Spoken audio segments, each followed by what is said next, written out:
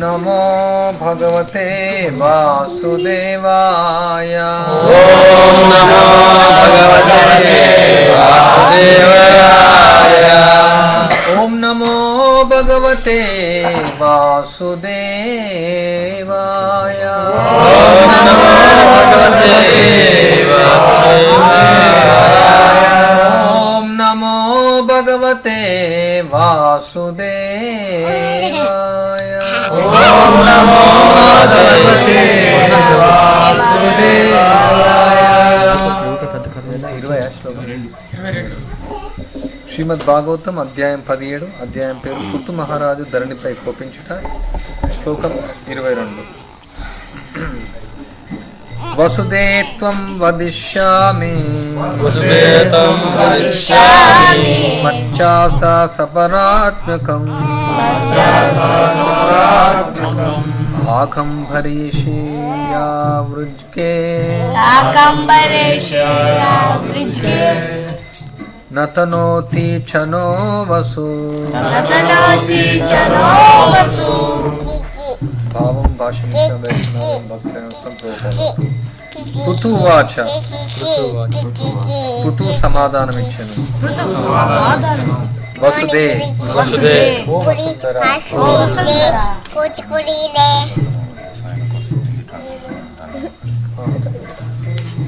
త్వాం నీవు వదిష్యామి నేను వదింతును మత్ నా యొక్క శాసనమును పరాక్ ముఖీం నిర్లక్ష్యము చేసి తిని భాగం నీ భాగం భరీషి యజ్ఞమును యా ఎవరు వృజ్కే స్వీకరించి నతనోతి ఇవ్వలేదు మరియు నా మాకు వసు ధాన్యమును. పృథు మహారాజు ధరణికిట్లు సమాధానమిచ్చను. ఓ వసుంధర, నీవు నా ఆజ్ఞలను శాసనమును ఉల్లంఘించితివి. నేను నర్చిన యజ్ఞములలో దేవతా భాగమును స్వీకరించను. ప్రతిఫలంగా నీవు తగినంత ధాన్యమును ఉత్పత్తి చేయలేదు. ఈ కారణమున నేను నిన్ను తప్పక వధింతును. భాష్యం. తాను స్త్రీనని అంతేకాక అమాయకురాలను పాపరహితురాలని గోరూపిణి యొక్క భూదేవి విన్నవించుకొనను. కనుక తనను వధింపరాదని ఆమె వాదించెను. రాజు ధర్మజ్ఞుడైనందున స్త్రీవధను నిషేధించు ధర్మమును అతడు భంగపరచరాదని ఆమె సూచించెను. దానికి సమాధానంగా పృథువు తన ఆజ్ఞను ధరణి ఉల్లంఘించినదని తెలియజేశాను. అది ఆమె చేసిన మొదటి పాపం. యజ్ఞ భాగమును స్వీకరించినను ప్రతిఫలంగా తగినంత ధాన్యము ఉత్పత్తి చేయకపోవట ఆమె రెండవ దోషమని పృథువు నిందారోపణ చేసెను.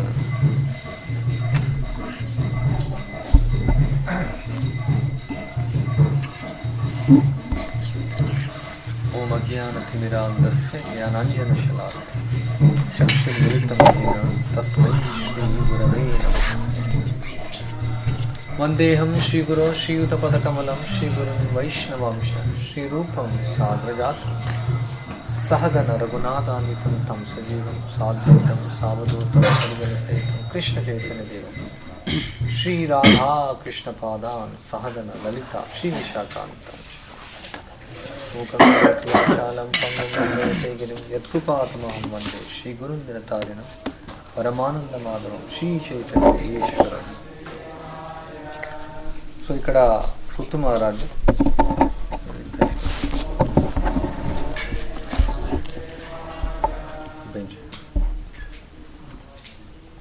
సో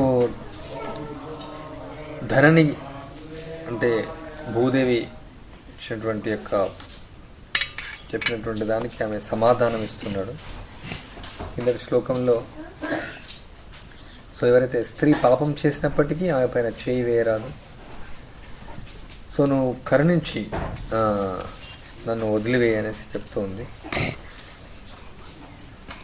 నేను ఒక కేవలం ఇక్కడ నావ వంటి దాన్ని. సో ఈ యొక్క జగత్తంతయు నా పైన నిలిచి ఉన్నది. సో నన్ను ఈ యొక్క ముక్కలు చేస్తే నువ్వు నన్ను ఎట్లా రక్షిస్తావు? నేను దీనురాలను, అసలు నేనేమి పాపం చేయలేదు, అసలు ఎందుకు నువ్వు నన్ను చంపాలనుకుంటున్నావు? నువ్వు ధర్మజ్ఞుడివి, ఎలాంటి వారి పట్ల నీకు ద్వేషం అనేది లేదు. ఎందుకు ఒక సామాన్యమైనటువంటి స్త్రీని, ఒక సామాన్యంగా ఒక స్త్రీని ఎందుకు చంపాలనుకుంటున్నావు? సో దానికి సమాధానంగా పూతూ ఇక్కడ ఈ శ్లోకంలో చెప్తున్నాడు. ముఖ్యంగా ఏమంటే, నేను నా యొక్క ఆజ్ఞలను శాసనమును ఉల్లంఘించితివి. తర్వాత నేను చేసినటువంటి యజ్ఞాల్లోంచి ఒక దేవతా భాగాన్ని అంతా కూడా నువ్వు స్వీకరిస్తున్నావు, కానీ దానికి ప్రతిఫలంగా ఒక ధాన్యాన్ని మాత్రం ఉత్పత్తి ఇవ్వట్లేదు. సో ఇప్పుడు రెండు ముఖ్యమైనటువంటి కారణాలు ఇక్కడ పృథువు భూదేవితో చెప్తున్నారు. నువ్వు ఇంతకుముందు అంటే వేరే శ్లోకాలు చెప్తున్నాడు, నువ్వు ఇక ఔషధి బీజములు అవన్నీ ఇస్తూ ఉన్నావు, కానీ నువ్వు ఈ విధంగా దాచుకున్నావు అని చెప్తున్నాడు. సో ఇక్కడ రాజు యొక్క ఆజ్ఞను పాలించడం అనేది చాలా ముఖ్యం. ఎవరైతే వైదిక సంస్కృతిలో ఉంటారో వాళ్ళందరికీ తెలిసిన రాజు యొక్క ఆజ్ఞను పాటించాలి, వాళ్ళు ఇచ్చినటువంటి శాసనాలను పాటించాలి. ఆధునిక కాలంలో ఉన్నటువంటి రాజులంతా కూడా దొంగలు చెప్పాలంటే, వాళ్ళు అధర్మపరులు. సో వాళ్ళకు ఇంత ధైర్యం లేదు, వాళ్ళకు ఎవరైనా ఆజ్ఞలు పాటించాలి చెప్పడానికి కూడా. ఎన్నో ప్రభుత్వం ఎన్నో చట్టాలను విధిస్తుంటుంది, ఎన్నో నియమాలు విధిస్తుంది, ప్రజలు దాన్ని మామూలుగా నిర్లక్ష్యం చేస్తారు. కొందరు దాన్ని వదిలేస్తారు, కొందరు పాటించరు, కొందరు వక్రంగా లేదా ఏదో విధంగా వెళ్తూ ఉంటారు. సో ఇక ఆజ్ఞలను పాటించడం, శాసనాలను ఎవరైతే పాటించకుండా ఉల్లంఘిస్తారో వాళ్ళకి తప్పక ఈ యొక్క శిక్ష అనేది ఇవ్వబడుతుంది. వైదిక సంస్కృతిలో ఎవరైతే నియమ నిబంధనలను ఉల్లంఘిస్తారో, వర్ణాశ్రమ నియమ నిబంధనలు, బ్రాహ్మణులు, క్షత్రియులు, వైశ్యులు, శూద్రులు, బ్రహ్మచర్య, కారహస్త, వానప్రస్థ, సన్యాస, ప్రతి ఒక్కరూ వాళ్ళ యొక్క వర్ణాశ్రమ విధులను నిర్వర్తించాలి. సో లేదంటే ఇక్కడ రాజు వాళ్ళను శిక్షిస్తాడు. సో అదేవిధంగా ఇక్కడ భగవంతుడు ఇచ్చినటువంటి ఈ సృష్టి, ఇక్కడ దేవతలందరూ ఉన్నారు. ఇంద్రుడు పని చేయాలా, వరుణుని పని చేయాలా, అగ్ని పని చేయాలా, సూర్యుని పని చేయాలా, చంద్రుని పని చేయాలా. ప్రతి ఒక్క దేవతలు వాళ్ళ యొక్క కార్యాలను వాళ్ళు నిర్వర్తిస్తూ ఉండాలి. సో వాళ్ళందరికీ ఇక్కడ యజ్ఞ భాగం నుంచి వాళ్ళకి అందుతుంది, వాళ్ళ ఫలాన్ని తీసుకుంటారు వాళ్ళు. సో ఆ తర్వాత వాళ్ళ యొక్క ధర్మాన్ని వాళ్ళు నిర్వహిస్తారు ఇక్కడ. సో ఇక్కడ పృథువు అదే చెప్తున్నాడు, నువ్వు ఈ యొక్క యజ్ఞ ఫలితాన్ని నువ్వు పొందుతున్నావు, కానీ నువ్వు దాన్ని మాత్రం ఈ యొక్క ధాన్యాన్ని మాత్రం ఇవ్వట్లేదు. యజ్ఞ భాగాన్ని కేవలం స్వీకరిస్తున్నావు, కానీ తగినంత ధాన్యాన్ని నువ్వు ఉత్పత్తి చేయడం లేదు. సో ఇక రెండు దోషాలను ఇక్కడ పృథువు నిందారోపణ చేయడం జరుగుతుంది ఈ శ్లోకంలో. ఇప్పుడు కూడా భూమి తగినంతటువంటి యొక్క ఉత్పత్తులు ఇవ్వట్లేదు చెప్పాలంటే. ప్రభుపాద చెప్తారు, ఈ యొక్క జనాభా సమస్య అనేది ఒక మూర్ఖత్వం. జనాభా సమస్య అనేది ఏం లేదు, ఆహార ధాన్యాలు ఎవరికి కరువు అనేది లేదు, అదొక మూర్ఖత్వం. కొన్ని లక్షల కోట్ల ఎకరాలు ఉంది, కోట్ల ఎకరాలు ఉంది, అంత ఖాళీగా ఉంది భూమి అంతా.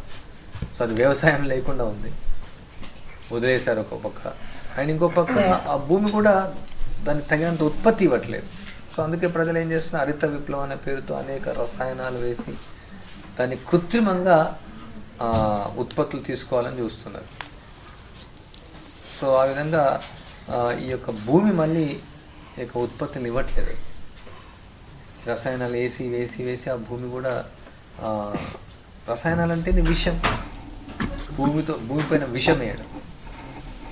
మామూలుగా భూమికి ఎరువు ఇవ్వాలి, ఆహారాన్ని ఇవ్వకుండా విషాన్ని ఇస్తున్నారు. దానికి ఏమవుతుంది, రకరకాల క్యాన్సర్లు వస్తున్నాయి, రకరకాల సమస్యలు వస్తున్నాయి. ఈ యొక్క ఉత్పత్తులు అనేది అంటే దానిలో ఉన్నటువంటి యొక్క పోషణ కూడా ఉండట్లేదు. ఆహారంలో పోషణ అనేది ఉండట్లేదు, అందుకే సంతానం కలగట్లేదు, ఎన్నో పర్యవసనాలు జరుగుతున్నాయి. సో భూమి ఏది ఇస్తే అది దానికి ప్రతిఫలాన్ని ఇస్తుంది. యజ్ఞాలు ఎవరు చేయట్లేదు, సంకీర్తన యజ్ఞం అనేది జరగట్లేదు. శ్రీల ప్రభుపాద కృప ద్వారా సంకీర్తన యజ్ఞం జరుగుతుంది. కానీ ఇక ఈ రాజులు ఎవరైతే ఉన్నారో వాళ్ళు యజ్ఞం చేయాలి. రాజులు ఏం చేస్తున్నారు, అంతా కూడా స్వాహ అంటే భగవంతుడు స్వాహ చేస్తారు, వాళ్ళే స్వాహ అంటారు. వచ్చిన ధనాన్నంతా 100 కోట్లు 1000 కోట్లు స్వాహ చేస్తున్నారు. సో అందువల్ల ఈ భూదేవి ఇవ్వట్లేదు అన్నీ కావలసినటువంటి యొక్క పోషకాలు, ఆహార పదార్థాలు అన్నీ కూడా ఏది ఇవ్వట్లేదు. ఇంకా భూమిని ఇంకా దుర్వినియోగం చేస్తున్నారు, దానిపైన బిజినెస్ చేస్తున్నారు, రియల్ ఎస్టేట్ బిజినెస్ అని. భూమిని వ్యాపారంలో వాడుకుంటున్నారు. భూమిని అమ్మడం కూడా అధర్మం. పూర్వకాలంలో భూమిని అమ్మడం లేదు, అంతా కూడా రాజుకు సంబంధించింది. రాజు భగవంతుని యొక్క ప్రతినిధి, అది భగవంతునికి సంబంధించింది. దాన్ని వ్యాపారం చేయకూడదు, దాంతోనే ఎక్కువ బిజినెస్ చేస్తున్నారు. చాలామంది భక్తులు కూడా చేస్తున్నారు. యాక్చువల్లీ అది ఒక విధంగా చెప్పాలంటే అది అపరాధమే. జూదం ఆడకూడదంటే 4 నియమాల్లో ఓన్లీ కేవలం జూదం అంటే ఓన్లీ ఇదే కాదు. జూదం అంటే ఇవన్నీ కూడా అంటే ఏదైతే శ్రమ లేకుండా శాస్త్ర విరుద్ధంగా ఉంటుందో అదంతా కూడా ఒక విధంగా అక్రమ సంపాదన. అంతా కూడా ధనం అంతా కూడా. ఇంకా భూమిలో అంతా ప్లాస్టిక్ వేస్తున్నారు. అంటే మనం ఎవరికైనా ఆహారం ఇచ్చినామని అనుకోండి, అది వాళ్ళు అది జీర్ణం అవ్వట్లేదు అంటే అది వాళ్ళకు మనం అపరాధం చేసినట్టే. ఆ ప్లాస్టిక్ ఏమవుతుంది, అది భూమిలో జీర్ణించుకోదు. సో ఆ విధంగా భూమిలో విషాన్ని వేస్తున్నారు. ఎన్నో 100 సంవత్సరాలు అది ఉండిపోతుంది ఆ భూమిలో. ఇంకా భూమిపై పరిశ్రమలు కడుతూ ఉన్నారు. ఆ పరిశ్రమలో ఎంతో పొల్యూషన్ అవుతుంది. భూమిలో బోర్వెల్స్ వేస్తున్నారు, రంధ్రం పెట్టడం. మామూలుగా నూతులు మనం తవ్వుకోవచ్చు, కానీ ఈ విధంగా రంధ్రం చేయడం 1000 అడుగులు 2000 అడుగులు 3000 అడుగులు, ఎందుకంటే నీరు లోపలికి వెళ్తుంది కాబట్టి. నగరాల్లో పెద్ద పెద్ద అపార్ట్మెంట్లు, ఒకే అపార్ట్మెంట్, అది కూడా తప్పే. ఒకే దగ్గర 1000 మంది ఉండడం.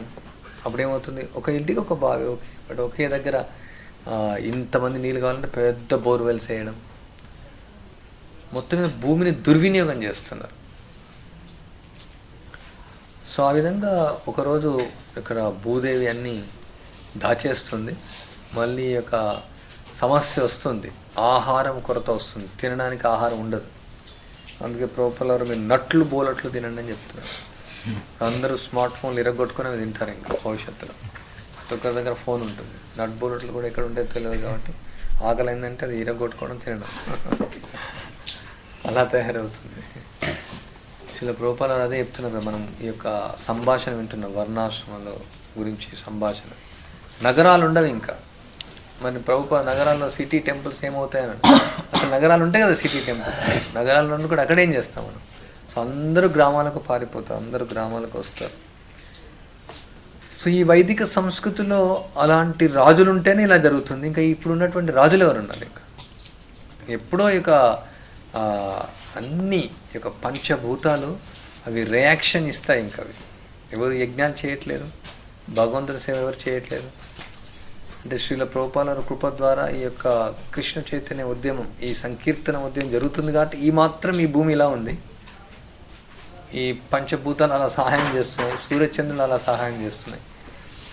ఇంకా ఇంకా ఈ మాత్రం ఉంది కాబట్టి ధర్మం అనేది. ఇంకా లేదంటే మొత్తం వినాశనం దారితీస్తుంది. త్వరలో జరుగుతుందని చెప్తున్నారు. విపరీతమైన పరిణామాలు జరగవచ్చు. సో అందుకనే భగవంతుడి యొక్క సృష్టిని సృష్టించాడు, అన్ని నియమ నిబంధనలు ఇచ్చాడు, దానికి ఒక రాజు అని ఇచ్చాడు. ఆ రాజు ఇచ్చినటువంటి ఆజ్ఞలను పాటించడం, ఆయన శాసనాలను ఉల్లంఘించకుండా ఉండడం, అది దానివల్ల మనకు ఈ యొక్క సృష్టి యొక్క ఉద్దేశం అనేది నెరవేరుతుంది. సో లేదంటే అప్పుడు ఉపయోగం లేదు. ఈ యొక్క సృష్టి యొక్క ఉద్దేశం యొక్క ఉపయోగం లేదు. సో ప్రత్యేకంగా ఈ భూమి ఆవులపైన ఆధారపడేటువంటి ఒక సముదాయం శ్రీల ప్రభుపాదుల వారి యొక్క కోరిక అది తిరిగి పునఃస్థాపించాలనేసి. అంటే చాలామంది ఇప్పుడు భక్తులు నగరాల్లో ఉంటున్నారు, అది ఎప్పుడు వచ్చేటువంటి ప్రశ్న మరి ఎలా అనేసి చాలామంది ప్రశ్నలు ఇదే అడుగుతూ ఉంటారు, మరి ఏం చేయాలి. ఇప్పుడు ఉండేటువంటి జీవనం అంతా కూడా పాప జీవనంగా ఉంది. పాపం యొక్క ధనమే అంతా కూడా, అంతా పాపమే మొత్తం. అర్జునుడు వీళ్ళు ఆతతాయిలు అయినప్పటికీ, ఎదురుపక్షం ఉన్నప్పటికీ వాళ్ళని చంపడానికి చాలా బాధపడుతున్న యొక్క పాపం యొక్క ఫలితం వస్తుందనేసి. ఆయన ఎదురుపక్షం ఉన్నటువంటి వాళ్ళు బంధువులు, వాళ్ళు మామలు, మేనమామలు, గురువు, పితామహులు వీళ్ళందరూ ఉన్నారు. వాళ్ళని ఎందుకు చంపడం? ఆయన విద్యుక్త ధర్మాన్ని నిర్వర్తిస్తున్నాడు క్షత్రియునిగా. ఆయన అధర్మం కోసం వెళ్ళట్లేదు. వాళ్ళు ఎదుటిపక్షంలో అధర్మం ఉన్నారు, అయినప్పటికీ ఆయన చాలా కన్సర్న్తో ఉన్నాడు. కానీ ఇప్పుడు మనం చూడండి, ఆ యొక్క భక్తియుక్త సేవను మనం స్వీకరిస్తున్నాం, తర్వాత ఇక పాప కార్యాలను మనం చేస్తున్నాం. అంటే ఇక్కడ ఉన్నలా చెప్తాను, మామూలుగా నగరంలో ఉంటే ప్రతిదీ కూడా పాపమే. ఏ కార్యం చేసినప్పటికీ కూడా పాపమే. అంటే చాలామంది భక్తులు అడుగుతుంటారు, ఇది చేయొచ్చా, అది చేయొచ్చా. మరి అంటే ఈ యొక్క 4 నియమాలు, ఒకటి జూదం ఆడుకున్నాడు. మరి ఇంకొక నియమం ఏంటంటే 5వ నియమం, అంటే పంచమహాపాతకాలు అంటారు. అంటే 4 ఏమో ఇవి మహాపాతకాలు, పంచమహాపాతకాలు అంటే ఎవరైతే ఈ 4 పాతకాలు చేస్తున్నారో, ఈ పాపకార్యాలు, వాళ్ళతో సాంగత్యం చేయడం. అంటే మామూలుగా ఆధునిక సముదాయంలో అదే ఉంది, మాంసం, మద్యం, జూదం, వ్యభిచారం ఇదే జరుగుతూ ఉంది. సో వాళ్ళందరితో సాంగత్యం చేయడం అంటే అది కూడా ఒక పాతకమే. ఈ భక్తుల యొక్క సాంగత్యంలో ఉంటూ ఈ యొక్క మహాపాతకుల యొక్క సాంగత్యంలో ఉండడం కూడా మహాపాతకం. ఎందుకంటే ఆధునిక సముదాయంలో ముఖ్యంగా వాళ్ళ యొక్క లక్ష్యం ప్రకృతిని దుర్వినియోగం చేయడం, ఇంద్రియ భోగం చేయడం, అన్ని కృత్రిమంగా జీవన విధానాన్ని గడపడం. భగవంతుడు ఇచ్చినటువంటి ఆజ్ఞలు అవసరం లేదు, రాజు ఇచ్చినటువంటి ఆజ్ఞలు అవసరం లేదు. అంటే రాజులే లేరు ఇప్పుడు. సో అన్నీ కూడా నిర్లక్ష్యం చేసేసి అన్ని కార్యాలు చేస్తున్నారు. సో వాళ్ళతో సాంగత్యం చేయడం, వాళ్ళ యొక్క సిస్టంలో పాల్గొనడం, వాళ్ళు ఇచ్చినటువంటి యొక్క విధానంలో ఉద్యోగం చేయడం. చాలామంది చెప్తుంటారు, అంటే ఇప్పుడు ఈ యొక్క ఉద్యోగం కానీ, ఈ యొక్క విద్య కానీ అది భక్తి అనేసి. అంటే ఏదైతే ప్రభుపాల వారు కషాయశాల విద్యా విధానం అంటున్నారో, కొందరు భక్తులు అంటారు అది కూడా డివోషన్. అది డివోషన్ అవ్వదు, భక్తి అవ్వదు. ఇక్కడ అర్జునుడు కృష్ణుడు ఇచ్చినటువంటి యొక్క ఆజ్ఞ, నువ్వు యుద్ధం చేయి, యుద్ధస్వ విగత జ్వర, నువ్వు యుద్ధం చేయి, మై సన్యస్య మత్పర, అంటే నువ్వు యుద్ధం చేయి, అప్పుడే అది ఆజ్ఞ, అప్పుడే అది భక్తియుక్త సేవ అవుతుంది. సో ఇక్కడ కృష్ణుడు ఎక్కడ ఆజ్ఞ ఇవ్వాలి? ఈ యొక్క ఆవులు చంపే సముదాయంలో జీవిస్తూ, భూమిని దుర్వినియోగం చేసే సముదాయంలో, ఈ ప్రకృతిని దుర్వినియోగం చేసే సముదాయంలో, పూర్తిగా అధర్మం బేస్ అయినట్టు సముదాయంలో పాల్గొనేటువంటి విద్య ఉండొచ్చు, లేదంటే వాళ్ళ ఉద్యోగం ఉండొచ్చు, అదంతా పాపమే. అది పాపకర్మ, అది వికర్మ, అది భక్తి అని చెప్పడానికి లేదు. అది మన యొక్క తత్వానికి విరుద్ధం. అది మన ఆచార్యులు ఇచ్చినటువంటి విధానానికి. అంటే ఎవరికైతే భగవద్గీత అర్థమవుతుందో వాళ్ళు ఏదైతే ఇప్పుడు మోడర్న్ సొసైటీలో చేసేటువంటి ఉద్యోగం, అది భక్తియుక్త సేవను ఎలా చెప్తాం మనం? అది భక్తియుక్త సేవ అవ్వదు, డివోషనల్ సర్వీస్ అవ్వదు. ఈవెన్ వాళ్ళు భక్తులు అయినప్పటికీ వాళ్ళు చేసేటువంటి కర్మ అది పాపం బేస్ అయినప్పుడు అది ఎలా అవుతుంది? అది భక్తియుక్త సేవ ఎలా అవుతుంది? తేషాం త్వంతగతం పాపం జనానాం పుణ్యకర్మనాం తే బంధమోహ నిర్ముక్త భజంతే మాం దృఢవ్రత. ఈ యొక్క పాప జీవితం నుంచి బయటపడకుండా మనకు దృఢవ్రతం అనేది కలగదు. సో ప్రతిరోజు మనం ఈ యొక్క కరెంటు స్విచ్ ఆన్ చేస్తున్నాం, పాపమే. ఆ యొక్క మోటార్తో నీళ్ళు తాగుతున్నాం, పాపమే. మనం ఈ యొక్క దుస్తులు వేసుకుంటున్నాం ఏదైతే ఈ యొక్క ఇండస్ట్రీ పైన, అది కూడా పాపమే. మనం ఒక ఇల్లు నిర్మిస్తున్నాం ఈ యొక్క ఇండస్ట్రీ పైన, అది కూడా పాపమే. వాళ్ళు వేసినటువంటి రోడ్డు పైన నడుస్తున్నాం, అది కూడా పాపమే. వాళ్ళు తయారు చేసినటువంటి ఇంధనం వాడుతున్నాం, అది కూడా పాపమే. అందుకనే కొందరు భక్తులు యొక్క అంటే ఏది ఇక్కడ బయట వెళ్ళినామంటే ఇంకా పాపం చేయడమే ఉంది. పూర్తిగా పాపపూరితమైనటువంటి జీవనం మీద. సో దాని యొక్క పర్యవసానం అవుతుంది ప్రకృతి నియమాల పుస్తకం మనం చదవచ్చు. అంటే ఒక జీవిని చంపితే దాని పర్యవసానం అవుతుంది. మరి ఇక పెట్రోల్, డీజిల్ వాడితే కొన్ని లక్షల జీవులు చచ్చిపోతున్నాయి. ఏరోప్లేన్ వాడితే ఎన్నో లక్షల జీవులు చనిపోతున్నాయి. ఇక రైల్వే ట్రాక్స్లో ఎన్నో జీవులు చనిపోతున్నాయి. అవన్నీ జరుగుతూ ఉన్నాయి. సో అవన్నీ పాపం మనం షేర్ చేసుకోవాల్సి వస్తుంది. పాపం ధనం చాలా ప్రమాదం. శ్రీ చైతన్య మహాప్రభు అంటే రఘునాథ్ దాస్ గోస్వామికి ఆయన తండ్రి పంపిస్తాడు, కొన్ని రోజులన్నా కొంచెం వస్తువులు ధనము తర్వాత వండడం కోసం పంపిస్తారు. సో చైతన్య మహాప్రభుని ఇన్వైట్ చేస్తారు రఘునాథ్ దాస్ గోస్వామి. సో చైతన్య మహాప్రభు రోజు వెళ్తారు ప్రసాదం తీసుకోవడానికి, అని ఆహ్వానం చేశారు కాబట్టి. కానీ తర్వాత కొన్ని రోజుల తర్వాత పిలువరు ఆయన. తర్వాత గోవిందని అడుగుతారు చైతన్య మహాప్రభు, ఎందుకు ఆయన ఆహ్వానం చేయట్లే అంటే అప్పుడు చెప్తారు, అంటే రఘునాథ్ దాస్ కోసం, ఎందుకంటే ఆ తండ్రి ఇచ్చినటువంటి ధనం అంతా పాపపూరితమైనటువంటిది, ఆ పాపం ధనంతో ఎందుకు చైతన్య మహాప్రభుకు నేను ఈ ఆహారాన్ని ఇవ్వాలని. అంటే హిరణ్యదాస్, గోవర్ధన్ దాస్ వాళ్ళు గొప్ప భక్తులు యాక్చువల్గా, ఎందుకంటే బెంగాల్లో ఉన్న వైష్ణవులందరూ కూడా వాళ్ళు పోషిస్తున్నారు, వాళ్ళు మెయింటైన్ చేస్తున్నారు. అంటే ట్యాక్స్ కలెక్టర్స్ అంతే వాళ్ళేం ఈ యొక్క సాఫ్ట్వేర్ ఇండస్ట్రీలో లేదంటే ఇండస్ట్రీలో జాబ్ చేసేవాళ్ళు కాదు. ఇప్పుడు అయినప్పటికీ చైతన్య మహాప్రభు అంటున్నారు అది కూడా పాపం యొక్క ధనమే అనేసి. సో అప్పుడు ఆహ్వానించడం చాలా ఆనందపడ్డారు, ఎందుకంటే మొహమాటంతో ఆయన వెళ్తారు, ఎందుకంటే ఆహ్వానం చేశారు. తర్వాత ఆయన భిక్ష తీసుకుంటారు, తర్వాత అది వేరే స్టోరీ. సో మనం అనుకోవచ్చు, శ్రీల ప్రభుపాద వారు ప్రారంభంలో ఈ యొక్క ధనానంతా కూడా వినియోగించారు కృష్ణుని యొక్క సేవలో, అందరికీ ప్రయోజనాన్ని ఇచ్చారు. ప్రపంచంలో ఉన్న ధనమంతా కూడా వినియోగించారు. 108 మందిరాలు నిర్మించారు. తర్వాత ఆయన ఈ యొక్క సంకీర్తన ఉద్యమానికి అంటే వాళ్ళ దగ్గర తీసుకొని ప్రచారం నియుక్తం చేయడం, అంటే మెర్సీ ఇచ్చారు యాక్చువల్, అంటే అది పాపాన్ని స్వీకరించారు. ఒక విధంగా మనం చూడొచ్చు, జగాయి మదాయి నుంచి పాపాన్ని స్వీకరించిన చైతన్య మహాప్రభు యొక్క గౌరవర్ణం నల్లగా అయిపోతుంది, అని చూపిస్తున్నారు. సో ఆ విధంగా ఆ గురువు తీసుకుంటారు, ఆ విధంగా వాళ్ళు వినియోగిస్తున్నారు భగవంతుడి సేవ. కానీ మనం ఆ స్థాయిలో లేము. ఒక విధంగా మనం ఏదైతే ఉపయోగిస్తున్నామో అది ఎక్కడి నుంచి వస్తుందో ఈ ధనం, ఆ ధనంతో మనం భగవంతునికి నైవేద్యం చేస్తున్నాం, మనం తింటున్నాం అంటే ఆ పాపం కూడా వస్తుంది మనకు. దాన్ని ఓకే, మందిరాన్ని నిర్మించడానికి ఓకే, ఇప్పుడు మనం ఏదైతే తింటున్నామో సో వాళ్ళు ఎంత పాపం చేసి ఇస్తున్నారో ఆ డొనేషన్ తెలియదు, ఆ పాపం అంతా మనకు వస్తుంది. అది అందువల్ల ప్రభుపాలు ఏం చెప్పారు, మనం పండించినటువంటి ఆహారాన్ని మనం తినడం అదొక కాన్సెప్ట్. అది ఒకటి ఏంటంటే కెమికల్ లేకుండా తినడం ఒక కారణం, కెమికల్ ఉండకుండా తినడం అదొకటి. తర్వాత కృష్ణునికి మనం కష్టపడి పండించడం, కృష్ణుడికి నైవేద్యం చేయడం, పత్రం పుష్పం ఫలం తోయం అని ప్రేమతో భక్తితో, అంటే ప్రేమతో పండించడం, అది ఒకటి. అది ఇంకోటి, ఇప్పుడు బయట నుంచి మనం ధనం తీసుకొచ్చి మనం పండించి తిన్నామంటే దానిలో పాపం కూడా వస్తుంది. పండించకుండా అంటే ఆ పాపం వస్తుంది, అది ఆ ఆహారంలో, ఆ యొక్క ధనంతో.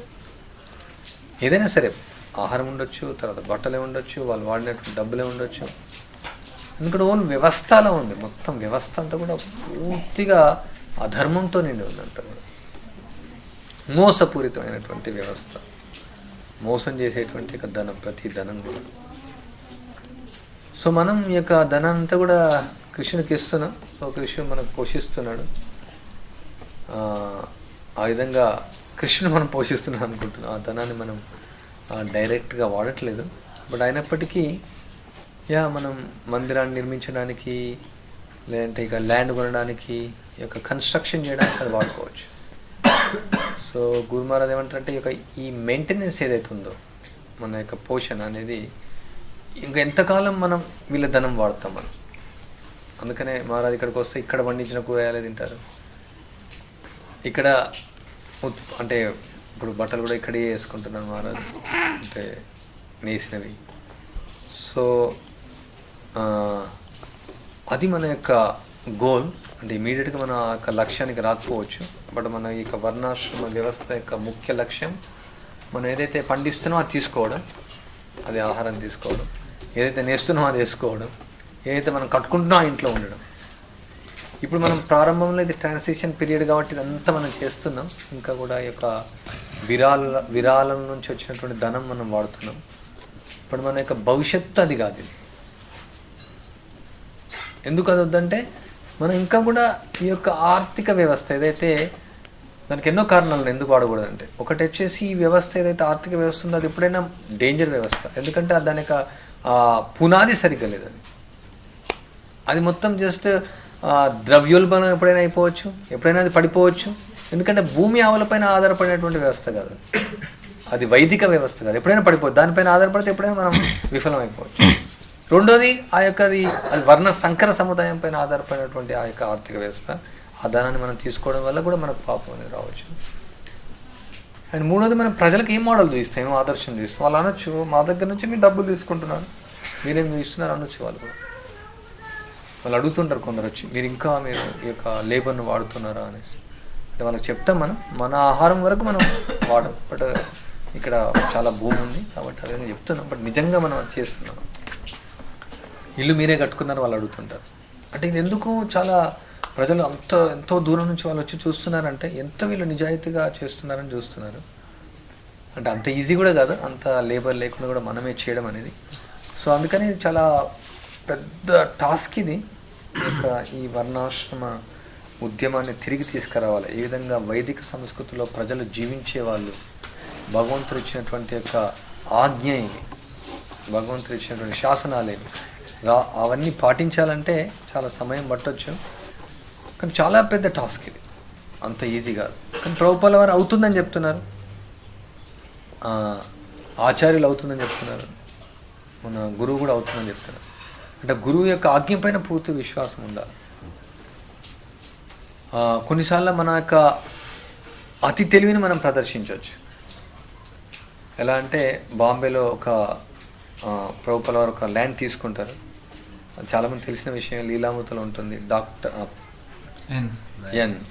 కాదు, మిస్టర్ నాయర్, లేదంటే మూర్ఖపు నాయర్ అని చెప్పచ్చు. ఆ నాయర్ దగ్గర వాళ్ళు ల్యాండ్ తీసుకుంటారు. అంటే చాలా చీప్గా దొరుకుతుంది అది ప్రభుపాల దగ్గర కొన్ని ఇన్స్టాల్మెంట్గా. కానీ వాళ్ళు బాంబేలో ఒక దగ్గర ప్రీచ్ చేస్తుంటారు. అక్కడ నుంచి చాలా దూరం, అక్కడ కేంద్రం ఉంటుంది, ప్రచార కేంద్రం. చాలా మంచి విరాళం ఇచ్చేవాళ్ళు, తర్వాత చాలా పెద్ద డోనర్స్, వాళ్ళు చాలా సహాయం చేస్తారు. అంటే మఫత్లాల్ వీళ్ళంతా అదంతా అక్కడ పరిచయం. అంటే గిరిరాజ్ మహారాజ్ బుక్లో రాస్తున్నారు అనమాట. సో తర్వాత ఈ యొక్క మిస్టర్ నాయర్ చాలా మోసం చేసిన తర్వాత తెలుస్తుంది ప్రభుపాదకు. అక్కడ ఏముండదు యాక్చువల్గా. ఒకటి ఏంటంటే బీచ్ ఒకటి దగ్గర ఉంటుంది, అదొకటే. కానీ ఆ ఏరియా అంత పాపులర్ కాదు. తర్వాత ఆ స్థలం కూడా అంతా కూడా ఒక స్లమ్ ఏరియా లాగా ఉంటుంది. అక్కడ కొన్ని పడిపోయినటువంటి బిల్డింగ్స్ ఉంటాయి, మొత్తం అడవిలాగా ఉంటుంది. అక్కడ బయట వాళ్ళు కూడా అంత చెత్త పడేస్తుంటారు. చాలా అసలు అంటే ఎట్లుంటుంది అంటే చాలా విపరీతంగా ఉంటుంది ఆ యొక్క భూమి. సో ప్రభుపాల వారు మొదట్లో ఇది సెలెక్ట్ చేస్తుంటే ఎవరికి ఇష్టం ఉండదు అసలు. ప్రభుపాల మనకు అక్కడైతేనే దగ్గర ఉంటుంది, అక్కడ మన యొక్క వీరాలు ఇచ్చే వాళ్ళు ఉన్నారు, భక్తులు అయ్యే వాళ్ళు ఉన్నారు. ఇది ఇంత చాలా దూరము, ఇక భూమి అంతా ఇలా ఉంది అంటే సమస్య లేకముందుకే అప్పుడు అంటారు. కానీ ప్రభుపాల చెప్తే మనకి ఇది చౌకగా దొరుకుతుంది, ఇది అవుతుందని అంటారు. సో చాలా పెద్ద స్టోరీ అది. బట్ పాయింట్ ఏమంటే ఇక్కడ ఇక ప్రభుపాల వారు ఆయనకు పిలుస్తారు, అక్కడ హైదరాబాద్ పిలుస్తారు. ఆయన ఒక గురువుని తీసుకొస్తాడు. ప్రభుపాద వారు చాలా చమత్కారమైనటువంటి వాళ్ళు, ఆయన నిపుణుడు ఎందులో అయినా, ఎవరినైనా మ్యాస్మరైజ్ చేయొచ్చు. సో అందుకే ఆ గురువు వస్తారు. సో అప్పుడు ఏం చేస్తారు, ప్రభుపాద వారు అక్కడ ప్రోగ్రామ్ అవుతుంది, మాట్లాడతారు ఆ గురువుతో. సో ప్రభుపాద కొంచెం ఇంకా నిద్ర వస్తుందని చేస్తారు. తర్వాత ఆయన గురువు గారు కూడా రెస్ట్ తీసుకొని చెప్తారు. ఆయన లేసి గురుక కొడతారు. తర్వాత ప్రభుపాల వారు ఆయన నాయని పిలుస్తారు. సో మళ్ళీ కొత్త అగ్రిమెంట్ చేయిస్తారు ఆయనతో. సో విధంగా మొత్తమే ప్రభుపాల వారు ఆయనకు ఒప్పిస్తారు. తర్వాత కూడా మళ్ళీ నాయర్ మళ్ళీ కొన్ని సమస్యలు చేస్తారు. చాలా కోరిక ప్రభుపాల వరకు అక్కడ జుహులో రాధా రాజ్బిహార్కి మందిరాన్ని నిర్మించాలా ఆ స్థలంలో, చాలా కోరిక. అక్కడ తర్వాత ప్రభుపాల వారు శ్యామ్ సుందర్ ప్రభును, తర్వాత తమల్ కృష్ణ మహారాజు మంచి పయనీర్స్ని పంపిస్తారు. అంటే గిరిరాజ్ మహారాజు అంత అంటే ఆయన చాలా సాఫ్ట్ పర్సన్, మంచి నాయకుడు, కానీ సాఫ్ట్ పర్సన్ చేయలేకపోతున్నారు.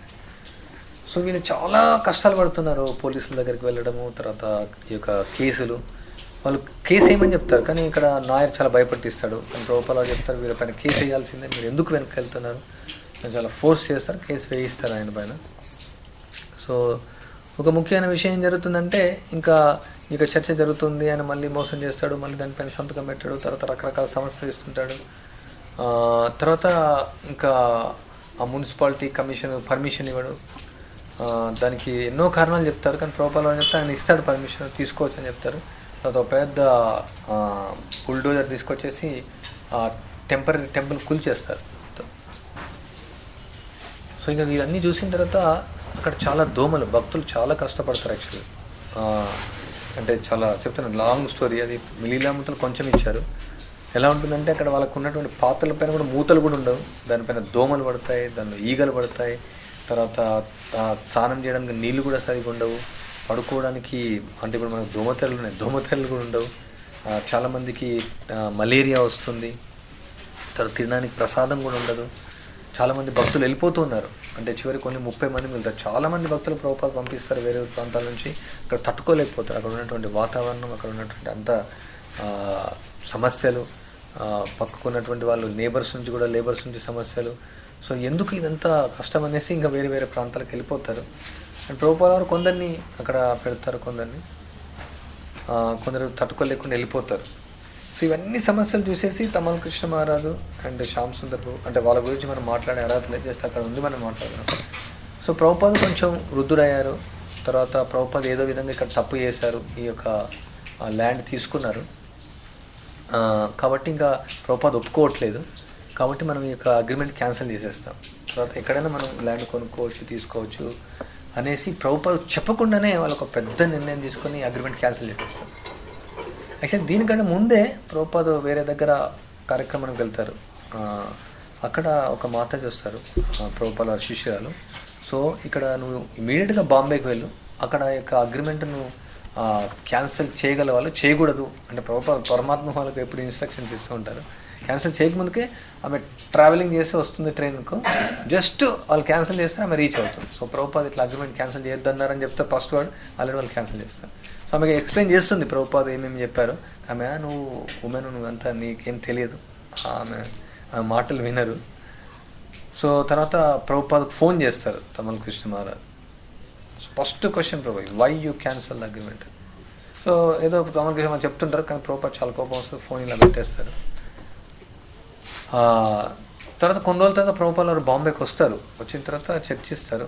అంటే వాళ్ళకి ఏమర్థమవుతుందంటే ఎందుకు ఇన్ని కష్టాలు పడడం, ఎందుకు ఇంత సమస్య, ఎన్నో ల్యాండ్స్ ఉంటాయి, ఎందుకు ఇక్కడ అసలు ఇక్కడ ఎవరూ లేరు, ఇక్కడ ఏం జనాలు కూడా లేదు, అక్కడ మంచి ప్లేస్ ఉంది, ఎన్నో సమస్యలు అవుతున్నాయి, ఇంత ఇబ్బందులు అవుతున్నాయి, వాళ్ళకి అర్థమవుతుంది. కానీ ప్రభుపాద వారు మాత్రం మళ్ళీ దాన్ని పట్టుకొనేసి మళ్ళీ వేరే ఒక ధనవంతుని సంప్రదించి, వేరే లాయర్ని సంప్రదించి, తర్వాత మళ్ళీ దాన్ని చేసేసి మళ్ళీ చాలా ఫైటింగ్ చేస్తారు ప్రభుపాద వారు. తర్వాత తమల్ కృష్ణ మహారాజ్ శ్యామ్ సుందర్ చెప్తారు, అంటే వాళ్ళ సో మేము అప్పుడు అలా అనుకున్నాం. సో గురువును సామాన్య వ్యక్తిగా చూడకూడదండి, అసలు మేము తప్పు చేశాం. ప్రభుపాద వారిని ఒక వృద్ధునిగా లేకపోతే ఆయనకు తెలియదుగా ఆ విధంగా మేము తప్పుగా భావించాం.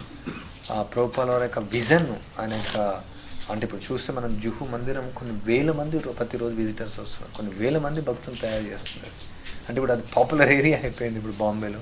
అప్పట్లో అడవిలాగా ఉండేది. సో అది మాకు అర్థం అవ్వలేదు. సో మేము అపరాధం చేసామని తర్వాత వాళ్ళు చెప్తారు తమల్ కృష్ణ మహారాజ్, శ్యామ్ సుందర్ కూడా. కానీ గిరిరాజ్ మహారాజ్ మాత్రం ఒప్పుకోరు దాన్ని. సో వీళ్ళకు మాయ అటాక్ అయింది, వీళ్ళు గురువును భౌతికంగా చూస్తున్నారు. ప్రభుపాద ఇది ఎంతో కోరిక, అది నాకు తెలుసు అని గిరిరాజ్ మహారాజ్ ప్రభుపాద ఫోన్ చేస్తారు, ఈ విధంగా ఇది పెద్ద పని చేశారు, వీళ్ళకి అగ్రిమెంట్ క్యాన్సిల్ చేశారనేసి. సో నువ్వేం చేస్తున్నావు అంటారు. బట్ ఆయన ఏం చేయలేరు, నేనేం చేయలేరు, మరి వాళ్ళ దగ్గర పవర్ ఉండే విధంగా ఆ యొక్క అగ్రిమెంట్ క్యాన్సిల్ చేస్తారు వాళ్ళు. సో గిరిరాజ్ మాత్రం క్లియర్ ఉంటుంది. ఆయన మాత్రం అంటే వీళ్ళు ఏంటంటే ఇంక ఇక్కడ ఎందుకు ఉండడం, ఇక్కడ నుంచి ఎక్కడన్నా వేరే ప్రచారం చేసుకోవచ్చు, పెద్ద మందిరాలు కట్టవచ్చు, ఇంత సమయం ఎందుకు ఇంత వద్దా, ఈ కేసుల కోసం ఎందుకు సమయం అనేది. సో ఇక్కడ శుద్ధ భక్తుని యొక్క వాళ్ళ యొక్క విజన్ వేరే. ప్రభుపాద చెప్పారు 50 సంవత్సరాల క్రితమే, ఇక్కడ 50% నేను చేశాను, ఇంకా 50% ఉంది, మీరు ఇక ఈ వర్ణాశ్రమ స్థాపించడం.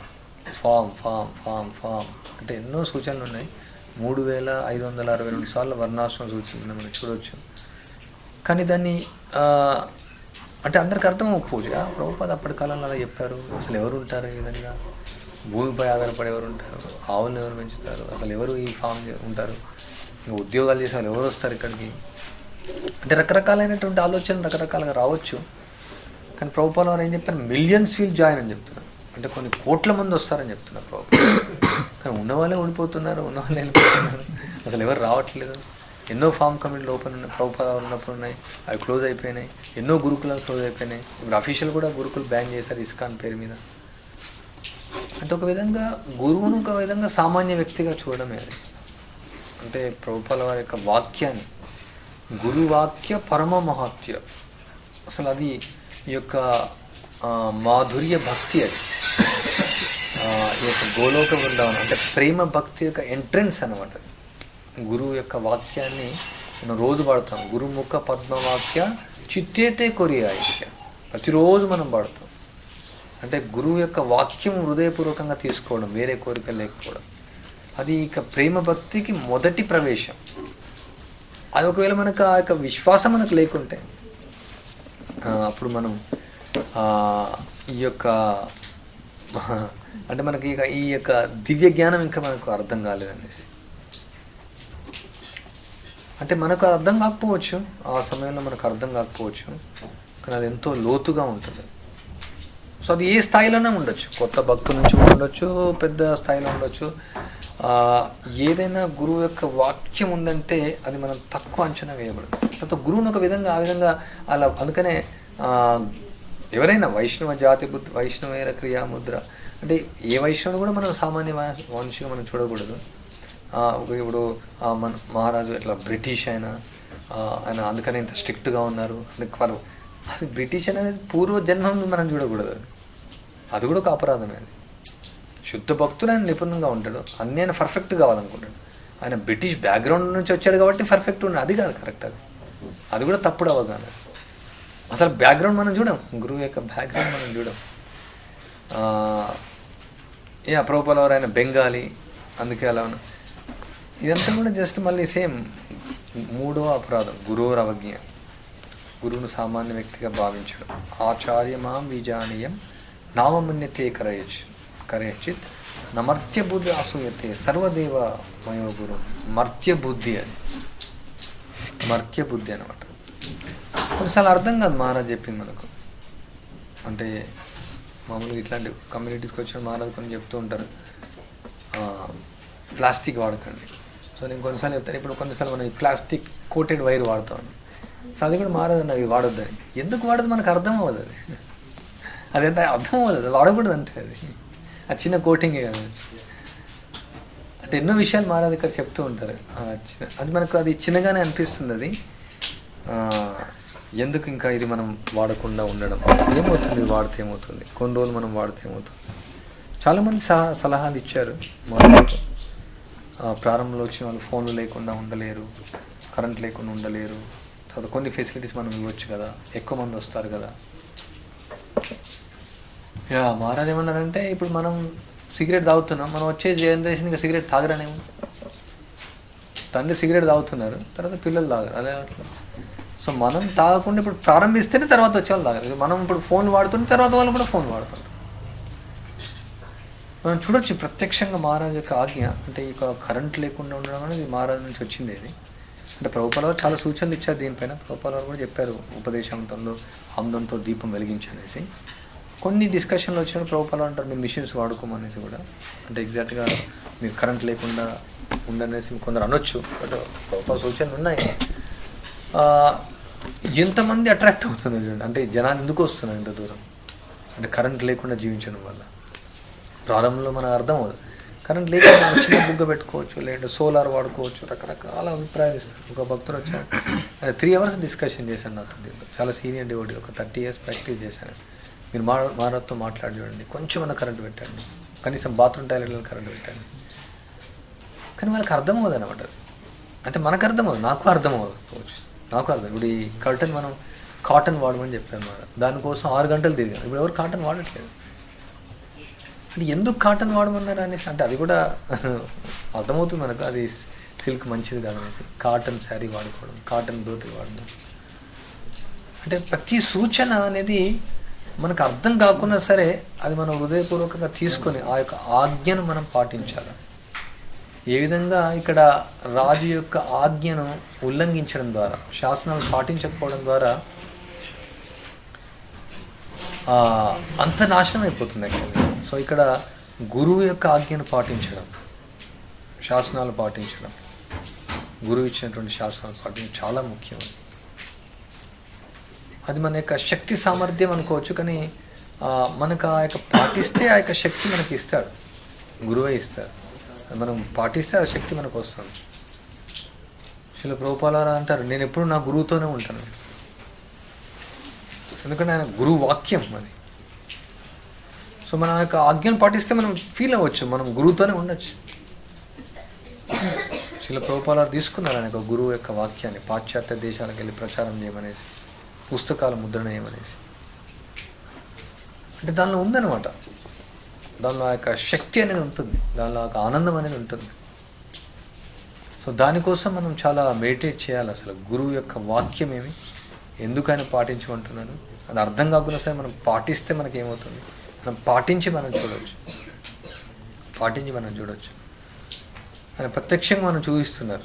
అంటే మహారాజ్ చిన్న విషయం చెప్పారు, చిన్న విషయం పెద్ద విషయం, మీరు బ్లేడ్లు వాడకండి, కత్తితో చేయండి. మీరు దానికోసం వెతుకుతున్నాం, ఏమన్నా చిన్న బ్లేడ్ వాడతాను అంటే మళ్ళీ ఆ ఇండస్ట్రీ పైన దానిపైన ఆధారపడు. అంటే ప్రభుపాద చెప్తారు, ఒక కృష్ణ పుస్తకాన్ని మీరు అమ్మితే ఒక స్టెప్ అడ్వాన్స్మెంట్ అని చెప్తారు కృష్ణ భక్తులు. అదేవిధంగా ఒక్కొక్క గురువాక్యం మనం పాటించామంటే ఒక్కొక్క స్టెప్ మనం పైకి వెళ్ళినట్టే, గోలోక బృందానికి మనం నడిచినట్టే. సో మనం టార్చ్ లైట్ ఆపేసాం, లాంతర్ వాడాం, అదొక స్టెప్. బ్లేడ్ ఆపేసాం, ఒక స్టెప్. ప్లాస్టిక్ ఆపేసాం, ఇంకో స్టెప్. మనం పండించినది మనం తింటున్నాం, ఇంకొక స్టెప్. ఒక్కొక్క స్టెప్ ముందుకు వెళ్తున్నట్టు. గోలోకం అంటే అంత సులభం కాదు. ఓకే, 16 మాలలు చేస్తే 4 నియమాలు పాటిస్తాం. మరి 4 నియమాలు పాటించడం అసలు 4 నియమాలు ఎంత స్ట్రిక్ట్గా పాటించడం అంటే అదే 4 నియమాలు ఏమి అసలు? మాంసం, మద్యం, జూదం, వ్యభిచారం. 16 మాలలు చేయడం. మరి 16 మాలలు ఏం చేయమన్నారు? 16 మాలలు అపరాధరహితంగా చేయమని చెప్తారు. అపరాధరహితం అంటే గురువు యొక్క ఆజ్ఞను పాటించడం 3వ అపరాధం. ప్రభుపాద చెప్తున్నారు మీరు సరళంగా జీవించండి అనేసి. అది కూడా ఆజ్ఞనే, గురువుకి ఆజ్ఞను ఉల్లంఘించడం, సరళ జీవనాన్ని ఉల్లంఘించడం కూడా. అంటే మనం ఎంత లోతుగా తీసుకుంటే ఈ యొక్క సూచనలు మనం లోతుగా వెళ్ళినా కొద్దీ, ప్రారంభంలో ఈ సూచనలు మనం అందరికీ చెప్పాం, మనం లోతుగా వెళ్ళినా కొద్దీ ఇంకా మనం ఆచరిస్తూ ఉంటే దాని యొక్క మహత్యం మనకు తెలుస్తుంది, దానిలో ఉన్నటువంటి యొక్క లోతు మనకు అర్థమవుతుంది. శ్రీల ప్రభుపాల వారు అదే అంటారు, ఎన్ని సంవత్సరాలు మనం హరే కృష్ణ మంత్రం జపం చేయొచ్చు, కానీ గురువు యొక్క ఆజ్ఞను పాటించకుండా మనం కేవలం పైత్యం పెరుగుతుంది, కానీ మనకు కృష్ణ ప్రేమేం దొరకదు. చైతన్య చరితాంతం భాషలో ఉంటుంది. అంటే ఇవన్నీ విషయాలు ఎన్నోసార్లు మాట్లాడారు, అని మళ్ళీ మాట్లాడుతూ ఉండాలి. ఇవన్నీ ప్రభుపాల వారు కూడా ఎన్నో విషయాలు మళ్ళీ అది మాట్లాడుతూనే ఉంటారు. మళ్ళీ మాట్లాడడం అంటే మళ్ళీ మాట్లాడడం ద్వారా, ఎందుకంటే ఇక్కడ ఆజ్ఞ అనే పదం వచ్చింది, శాసనాన్ని పాటించడం. సో మనకు ప్రత్యేకంగా గురువు యొక్క ఆజ్ఞను పాటించడం చాలా ముఖ్యం. మన యొక్క ఈ జీవన విధానాన్ని ఎంచుకున్నారు, అందరూ జీవితాన్ని త్యాగం చేసి ఇక్కడికి వచ్చారు. మరి ఎంత ఆజ్ఞను మనం పాటిస్తాం అంత ఆనందాన్ని మనం పొందొచ్చు, అంత కృష్ణ చైతన్యంలో ఆ ప్రగతిని మనం సాధించవచ్చు. ఈ యొక్క సూచనలు మనం హృదయపూర్వకంగా తీసుకొని దీన్ని పాటించాలని మనం ప్రయత్నిస్తే దానిలో మనకు ఆ శక్తి వస్తుంది, ఆ పాటించే శక్తి మనకు వస్తుంది. నాకు పాటించే శక్తి లేదు, నేను అంత స్థాయిలో లేను, మళ్ళీ మనం అదే విధంగా ఉంటాం మనం. సో అది ఎంత పాటిస్తే అంత ఆనందాన్ని పొందుతాం. కొన్నిసార్లు మనకు ఆ ఆజ్ఞను ఉల్లంఘించడం ద్వారా ఆనందం కలగవచ్చు కూడా. నేను ఆనందంగా ఉన్నాను, ఇప్పుడు ఆయన ఆజ్ఞలు పాటిస్తాను చాలా బాధపడుతూ ఉన్నాడు, కానీ ఆజ్ఞలు పాటించకుండా ఉల్లంఘిస్తున్నాను, నేను ఆనందంగా ఉన్నాను అనుకోవచ్చు. కానీ అది నిజమైనటువంటి ఆనందం కాదు, ఏ ఆత్మ సుప్రసీదతి కాదు, నిజమైనటువంటి ఆత్మ సంతోషం కాదు. తాత్కాలికంగా ఉండొచ్చు, అది తాత్కాలికమైన ఆనందాన్ని ఇవ్వచ్చు. నియమాలను మనం ఉల్లంఘించడం ద్వారా తాత్కాలికమైనటువంటి ఆనందాన్ని పొందొచ్చు. కానీ ఏదైతే దివ్యమైనటువంటి ఆనందం ఉందో, మనం గోలోకానికి ఏదైతే మనకు దారి ఉందో ఆ ఆనందం మనకు రాకపోవచ్చు. సో ఇది కఠినమైనటువంటి జీవన విధానమే. కానీ ఇంకో విధంగా ఆలోచిస్తే ఇది కఠినమైనటువంటిది కాదు. మహారాజ్ ఒక వ్యాస పూజ ఆఫరింగ్ నందగ్రామంలో ఒక మాతాది రాసి అందులో ఈ పాయింట్ ఉంటే మహారాజ్ దానికి ఒక ఉపన్యాసం కూడా ఇచ్చారు. మీరు ఎలా కఠినమైన జీవన విధానం అంటున్నారు? నగరంలో కఠినమైన జీవన విధానం అంటే నాకు అనుభవం ఉంది, చాలాసార్లు నేను బయట వెళ్తూ ఉంటాను. ఒక వారం రోజులు బాంబేలో ఉన్నాను, రీసెంట్గా ఒక వారం రోజులు హైదరాబాద్లో ఉన్నాను. అంటే నరకంలాగానే ఉంది నాకైతే. అంటే నిద్ర పట్టట్లేదు, హారన్ల సౌండ్, అంటే ఇది అలవాటైంది కాబట్టి ఇప్పుడు అది అంటే నగర జీవితం అలవాటైంది కాబట్టి ఇది కఠినంగా అనిపిస్తుంది. మరి ఈ జీవన విధానం అలవాటైతే అది కఠినంగా అనిపిస్తుంది. కంటిన్యూస్గా టైల్స్ పైన ఉండాలా, కంటిన్యూస్గా మార్బుల్స్ పైన ఉండాలా, కంటిన్యూస్గా విషమైనటువంటి ఆహారం తినాలా, కంటిన్యూస్గా లైట్స్ వస్తూనే ఉన్నాయి, ఆరన్స్ వస్తూనే ఉన్నాయి, పొగ వస్తూనే ఉంది, కాలుష్యం వస్తూనే ఉంది. ఆ చైతన్యం మనం చూడొచ్చు అనమాట. ఆ చైతన్యం ఆ మనస్సు యొక్క అలజడి, ఆ యొక్క రజోగుణం ఎంత ప్రభావితం చేస్తుంది, తమోగుణం ఎంత ప్రభావితం చేస్తుంది. చాలా కఠినమైన జీవన విధానం నగరంలో ఉండడం. నేను చూస్తున్నాను గృహస్థులను, ఉదయం వెళ్ళడం, సాయంత్రం రావడం, వాళ్ళకు జపం చేయడం సమయం ఉండదు. చాలా కఠినమైనటువంటి జీవన విధానం. ఆ విధంగా పోల్చి చూస్తే నాకు అనిపిస్తుంది సౌకర్యవంతమైన జీవన విధానం. స్వచ్ఛమైన నీరు, స్వచ్ఛమైన గాలి, స్వచ్ఛమైన ఆహారం, ప్రశాంతత. అంటే ఇంకా కొంచెం కలుషితం అవుతుంది, ఇంకా మనం పూర్తిగా ఆ స్థాయిలోకి రాలేదు. కానీ మన మైండ్లో అది ఉందన్నమాట. ఈ ఫోన్ లేకుండా ఉండడం అనేది సౌకర్యం. మన నగరంలోకి వెళ్తే ఫోన్ లేకుండా జీవనం కఠినం. ఆటో అదే బుక్ చేయాలా, కార్ అదే బుక్ చేయాలా, లొకేషన్ అదే, కంటిన్యూస్గా దాంతోనే ఉండాలి. చెప్పండి చేయలేం, కంటిన్యూస్గా ఛార్జింగ్ పెట్టుకోవాలి. ఎంత అలజడి అసలు, ఎంత టెన్షన్. ఫోనే లేదు అంటే ఫోన్ లేకుండా ఉండడం కఠినం అనేసి ఎలా మనం భావిస్తాం? నాకైతే అలా అనిపించట్లేదు. ఫోన్ లేకుంటే నాకైతే ప్రశాంతంగా ఉంది. నేను ఫోన్ కంటిన్యూస్ వస్తుంటే ఏది చేయలేము, జపం చేయలేము, రీడింగ్ చేయలేము, సాధన చేయలేము, ఒక పని చేయలేము, ఏది చేయలేము.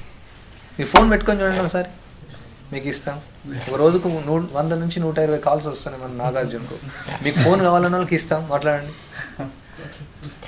ఫస్ట్ మనం మైండ్లో ఉన్నటువంటి ఈ పాయింట్ని మనం తీసేయాలన్నమాట. ఇక్కడ మనం కఠినమైన జీవన విధానం తీసుకున్నాం అంటే ప్రజలు వచ్చి మనం క్లోరిఫై చేస్తుంటారు.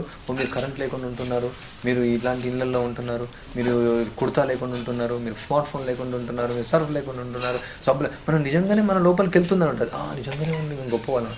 కానీ యాక్చువల్గా ఇది కఠినమైన జీవన విధానం కాదు. నగరాల్లో ఉన్న వాళ్ళు నాకు అనిపిస్తుంది వాళ్ళు భక్తి చేస్తూ, ఆ కఠిన జీవన విధానం చేస్తూ కూడా భక్తి చేస్తుంటే వాళ్ళు గొప్పవాళ్ళు అనిపిస్తుంది. ఎందుకంటే చాలా కష్టం, 16 మాలలు చేయడం కష్టం. పిల్లల్ని చదివించాలి. ఇప్పుడు ఎల్కేజీ కూడా ₹1,00,000 అయింది, యూకేజీ కూడా ₹1,00,000 అయింది. జాబ్ ఇప్పుడు ఊడిపోలేదు. ఎంతోమంది భక్తులతో నేను మాట్లాడాను. వాళ్ళు ఇప్పుడు అంత జాబ్స్ చాలా కష్టంగా ఉంది. అంటే ఎప్పుడు కూడా మానసిక అలజడి. మనం మర్చిపోయాం, అంటే మనం అంతా నగరాల నుంచే వచ్చాం, అది మర్చిపోయేసి మనం ఇది కష్టం అనుకుంటున్నాం.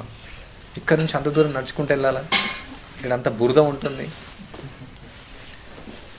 తర్వాత పైనుంచి మన్ను పడుతుంది, కింద నుంచి మన్ను పడుతుంది, ఇక్కడ నుంచి పొడి పడుతుంది, అక్కడ నుంచి ఎలకలు వస్తున్నాయి, అక్కడ పాములు వస్తున్నాయి. కానీ ఇవన్నీ చూస్తుంటే రోడ్డు పైన వెళ్తుంటే ఎవరు మనకు అటాక్ చేస్తారు, యాక్సిడెంట్ ఎప్పుడవుతా అర్థం కావట్లేదు.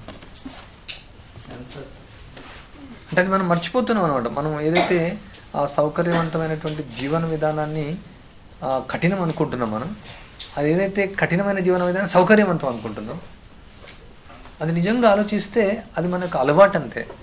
ఇది అలవాటు చేసుకోవడం అంతే. ఏదైనా మనం అలవాటు. ఇప్పుడు మనం కింద కూర్చోవడం అలవాటు చేసుకోవాలని చెప్తున్నాం పిల్లలకి. ఎందుకు పైన కూర్చోవడం? మీరు కింద, ఇప్పుడు నేను చైర్ పైన కూర్చొని నాకు ఇన్కన్వీనియన్స్ ఉంటుంది. చాలామంది చైర్లు వేసి కూర్చోవాలి. చైర్ వద్దంటే నేను వేసుకోండి అంటారు. కానీ చైర్ వద్దు, కింద కూర్చోవాలనుకుంటున్నాను. తినడం కింద కూర్చోవాలి. మీరు డైనింగ్ టేబుల్ వాడండి అంటుంది వాళ్ళు. అంటే మామూలుగా వాళ్ళు ప్రసాదానికి ఆ డైనింగ్ టేబుల్ తినలేకపోతున్నాను, ఫోర్స్ తినాల్సి వస్తుంది. కానీ కింద కూర్చొని ప్రశాంతంగా ఉంటుంది. అందుకని ఈ చిన్న పిల్ల ఇది అలవాటు చేసుకోవాలి. పరిక్రమ కూడా చెప్పులతో చేస్తున్నారు చిన్న వయసులో కూడా. ఇప్పుడు కనీసం 3 సార్లు చేసే పరిక్రమ చెప్పులు లేకుండా చేస్తే అలవాటు అవుతుంది. చూడు, భగవంతుడి చుట్టూ కూడా తిరగలేకపోతున్నారు చెప్పులు లేకుండా చిన్న వయసులో. మనం చెప్పులు లేకుండా తిరిగితే అలవాటు అవుతుంది మనకు. ఆ చెప్పులో ఆ చర్మం గట్టిగా అయిపోతుంది. ఇప్పుడు మృదంగా కొట్టిన వాళ్ళకు ఎలా ఆ చర్మం ఎట్లా అవుతుంది, గట్టిగా అవుతుంది. వాళ్ళకు మామూలుగా ఒక పిన్ను కొట్టినా లోపలికి వెళ్తలేదు, అంత స్ట్రాంగ్ కొట్టగలదు. మన తీర్థరాజు కానీ కొందరు చూడండి ఎలా ఎంత స్ట్రాంగ్ ఉంటుంది. సో ఇప్పుడు చెప్పులు లేకుండా నడిస్తే గట్టిగా అవుతుంది. ఆ పాపం చెప్పులు లేకుండా ఎలా ఉంటారు పిల్లలని చూడండి. వాళ్ళు అంత సాఫ్ట్గా ఉండేవాళ్ళు ఇప్పుడు పరిక్రమ కూడా చెప్పులతో తిరుగుతున్నారు. భగవంతుని చుట్టూ కూడా చెప్పులతో తిరుగుతున్నారు. ఇప్పుడు చాలామంది కిచెన్లో కూడా చెప్పులతో ఉంటున్నారు. ఇప్పుడు లోపల మందిరంలో కూడా భవిష్యత్తులో సపరేట్ చెప్పులు పెట్టుకునేటట్టు జనం. ప్రతి దగ్గర డోర్ వరకు చెప్పులు వేసుకొని రావాలి. 1 ఇంచు కూడా చెప్పులు లేకున్నాడు. అప్పుడు మన ఆదిత్య శర్మ ఏం చెప్తాను, 1.5 years చెప్పులు లేకుండా కొన్ని వేల మంది ఉన్నారు చెప్పులు లేకుండా. ఎందుకంటే ఈ పంచభూతాల నుంచి మనకు శక్తి వస్తుంది, రీఛార్జ్ అవుతుంది బ్యాటరీ. కనీసం పాదుకలను వాడుకోమన్నమాట. పాదుకలు కూడా బెల్ట్ పెట్టుకొని వాడుకోమన్నారు. అంటే ఆల్రెడీ మేము కఠినంగా ఉన్నాం, చాలా కష్టం అవుతుంది, ఇంకా కఠినం చేస్తారని మనం అనుకోవచ్చు. కానీ అది మన లోపల ఉన్నటువంటి ఒక సైకాలజీ అనమాట. అది చాలా కఠినమైన జీవన విధానంలో ఉన్నాం. బావిలోంచి నీళ్ళు తీసుకోవడం చాలా ఆనందంగా ఉంది, ఆ ట్యాప్ తిప్పడమే కష్టంగా ఉంది. సడన్గా వాటర్ వస్తుంది, సడన్గా షవర్ వస్తుంది, ఇది అక్కడ వెళ్తుంది అక్కడ. అంటే నీళ్ళు చల్లగా ఉంటున్నాయి, అవి వస్తే వేడిని ఆ సింటెక్స్ ప్లాస్టిక్ నుంచి వేడిగా వస్తున్నాయి. అంటే జస్ట్ ఎవ్రీ టైం బయట వెళ్ళినప్పుడల్లా ఎప్పుడు తిరిగి రావాలనేసి అనిపిస్తుంది. అదే నరకంలాగా ఉంది నాకైతే. నేను ఓపెన్ చెప్తాను, అంటే ఇది పెద్ద గ్రేట్ ఎక్స్పీరియన్స్ కాదు, ఇది రియలైజేషన్ అంతే. అంటే అది కండిషన్ అనమాట. నేను కండిషన్ అయిపోయింది. ఇప్పుడు ఫామ్లో తప్ప సిటీలో ఉండలేకపోతుంది. ఏమవుతుందో మరి తెలియదు. ఒకవేళ మారదు సిటీకి వెళ్ళమంటే ఎలా ఉండగలుగుతాం? గురువు ఎక్కడ ఉండమంటే అక్కడ ఉండాలి మనం అల్టిమేట్లీ అది. సో మనం ఇక్కడ కండిషన్ అయిపోవాలి. మనం ఇక్కడ దీనికి కండిషన్ అయిపోవాలి. ఏ విధంగా సిటీలో కండిషన్ అయిపోయాం. ఈ లైట్ అయితే అసలు లైట్ వర్క్ లైట్ లేకపోతే ఇది అలవాటు చేసుకోండి, ఇది అలవాటు అవుతుంది. ఏది అలవాటు చేసుకోండి అది అలవాటు అవుతుంది. మీరు ఇక్కడ నుంచి ఆశ్రమంకు మీరు కొన్ని రోజులు అలో చేయండి. బైకులు ఎవరు నడవరు, ఇంకొన్ని రోజులు అయితే నేను నడవలేనంటారు. అదే అలవాటు అవుతుంది. మనం ఏ విధంగా అలవాటు చేస్తే అది అలవాటు. అందుకని కొంచెం కూడా దాన్ని అనుమతించవద్దు అనమాట. మన అనుమతించినామంటే అంతే. అంటే ఇంతకుముందు ఉన్నటువంటి జీవన విధానంలో కొన్ని వాళ్ళకు ఏదో రోగాలు వచ్చి ఉండొచ్చు. ఆ రోగాల వల్ల కూడా కొన్ని ఇబ్బంది ఉండొచ్చు. That's okay. అలాంటి వాళ్ళకి ఏదో కొంచెం మినాయింపు ఇవ్వచ్చు. కానీ అందరూ కూడా ఇప్పుడు ఉన్నటువంటి చిన్నపిల్లలు ముఖ్యంగా ఇప్పుడు అందరూ పడుకొని ఉన్నారు. బట్ వీళ్ళంతా నేర్చుకోవాలి. కనీసం చిన్న వయసులో ఉన్న వాళ్ళు నేర్చుకోవాలి. ఒకసారి గౌరగ్రామంలో చాలామంది స్వెటర్లు వేసుకోలేదు, షాల్వాలు వేసుకోలేదు. మారాదన్నారు వీళ్ళకి స్వెటర్లు షాల్వాలు ఉన్నాయని. అంటే అందరికి ఇచ్చాం మారాది. ఓకే, వాళ్ళు వాలంటరీగా వేసుకోకుండా మంచిదే. వాళ్ళు ఇప్పటి నుంచి గట్టిగా అవుతారు. ఒక సిక్ అవ్వద్దు. మళ్ళీ సిక్ అయితే మనకి కష్టం. అంటే వాళ్ళ శరీరం గట్టి కావాలి. అందుకని చిన్న వయసులో నుంచి గట్టిగా పని చేస్తేనే అవుతుంది. ఇప్పుడు అన్నీ కొంచెం బరువు ఎత్తే నడుము నొప్పి వస్తుంది. ఈ జీవన విధానం మన చిన్న వయసులోంచే బరువులు ఎత్తడం, దున్నడం, తర్వాత ఈ కార్యాలు బావి నుంచి నీళ్ళు తీయడం, బట్టలు ఉతకడం, అంటే ఆడపిల్లలు ఉండొచ్చు మగపిల్లలు ఇప్పటి నుంచే వండడం, ఇది అలవాటు అయితేనే అది మనం నెక్స్ట్ జనరేషన్కి మనం మోడల్ చేయగలుగుతాం. కానీ ఇంకా మనకు కష్టంగా ఉంది అనేది మన మైండ్లో తీసివెళ్దాన్ని. మనం ఈ విధంగా మన మైండ్ని ఏ విధంగా మోడల్ చేసుకుంటాం. జపం చాలా కష్టంగా ఉంది, 16 కష్టం, అసలు చాలా బాగుంది జపం, ఇంకా చేయాలని ఒకసారి మైండ్లో అనుకోండి. నేను మీకు చేస్తుంది ఇంట్రెస్ట్. జస్ట్ అది సైకాలజీ అనమాట అంతే. క్లాస్ ఎంతసేపు వింటాం, బోరింగ్ వస్తుంది అనుకుంటే బోరింగ్ వస్తుంది. ఇంకా ఇందామనుకోండి మనం ఏం చెప్తాం మైండ్కు. ఇప్పుడు మనం ఒక ఇసుకలో ముద్ర వేసాం, ఆ ముద్ర అలానే పడుతుంది. శిక్షణ ఇవ్వాలి మన మనసు ఏదో చెప్తుంది, కష్టంగా ఉంది. అందుకే ఇప్పుడు పిల్లలు ఒరిగేసి కూర్చుంటున్నారు. చిన్న పిల్లలు ఇలా కూర్చొని అలవాటు చేసుకో అంటే ఇలానే కూర్చున్నారు. మనకి ఇలా ఒరగడం అలవాటు చేసుకున్నారు, అలానే అలవాటు అదేనే ఉంటుంది. మహారాజ్ ఏం చెప్పాడు, ఒక కర్ర కట్టమని చెప్పారు పిల్లలు. ఏదైనా అంతే. ఇప్పుడు భాష కూడా అంతే. ఇప్పుడు పిల్లలు ఇలా మాట్లాడుతున్నారు అనేసి కంప్లైంట్ రా అది చిన్న వయసు నుంచి అది అట్లే అవుతుంది అంతే. చిన్న వయసు నుంచి ట్రైనింగ్ ఇవ్వాలి వీళ్ళకి. చిన్నపిల్లలకు చాలా ముఖ్యం. వీళ్ళకి శిక్షణ ఇవ్వలే అంటే మళ్ళీ వాళ్ళని తయారు చేసిన చాలా ఇబ్బంది పడతారు. వాళ్ళకి జీవన విధానం సులభం అయిపోవాలి. అప్పుడు అక్కడ ఉండేది టెంపుల్ వాళ్ళు అందరు 5-6 బకెట్లు మోసుకునే వాళ్ళు. చిన్న వయసులో ఉన్నారు, 10 ఏళ్ళలో ఇలా ఎదురు కర్ర పని వేసుకుని అక్కడికి వెళ్ళేవాళ్ళు. మళ్ళీ ఇక్కడికి వచ్చేవాళ్ళు, చెప్పులు లేకుండా వెళ్ళాలి. ఆల్మోస్ట్ గురుకుల్లో ఉన్న బాయ్స్ 2-2.5 ఏళ్ళు చెప్పులు లేకుండా ఉన్నారు అక్కడ గురుకుల్లో ఉన్నారు. తర్వాత స్టార్ట్ అయినా ఒకరు వేసుకున్నారు, 2, 3, 4 అందరు చెప్పులు వేసుకున్నారు. అది కూడా ఒక సైకాలజీ. ఒకరు వేసుకున్నారంటే అందరు చెప్పులు వేసుకోవాలి. ఒకరు కుర్తా వేసుకుని అందరు కుర్తాలు వేసుకోవాలి. ఒక టార్చర్ వాడిని అందరు టార్చర్ వాడు. అంటే మన సైకాలజీ ఎట్లా వర్క్ అవుతుందంటే బయట అంతే. ఒకడు ఇలా మేకప్ చేసుకుని అలా మేకప్ చేసుకుంటారు. అంటే బయట ఉన్న వాళ్ళకి కూడా అదొక సైకాలజీ అన్నాడు. ఒకరు చేస్తే ఇంకోటి చేయడు. ఒకరు బైకులు వాడుతున్నారు, వర్ణాశ్రమం రెగ్యులర్ బైకులు వాడుతున్నారు. సో గురువు యొక్క ఆజ్ఞ చాలా ముఖ్యం. అది అంటే నేనేం చెప్పట్లేదు పూర్తిగా పాటిస్తాను. ప్రయత్నంలో ఉన్నాం, అందరం కూడా ప్రయత్నంలో ఉన్నాం.